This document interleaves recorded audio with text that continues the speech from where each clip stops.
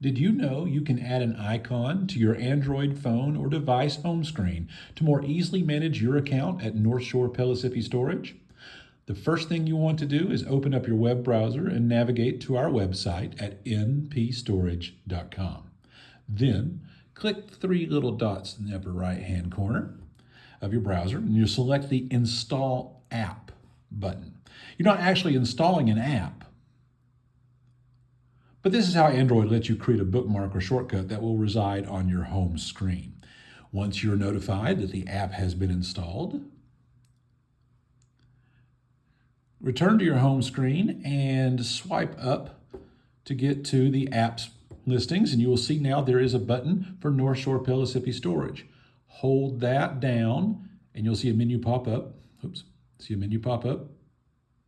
It's added it to the home screen now. There you are.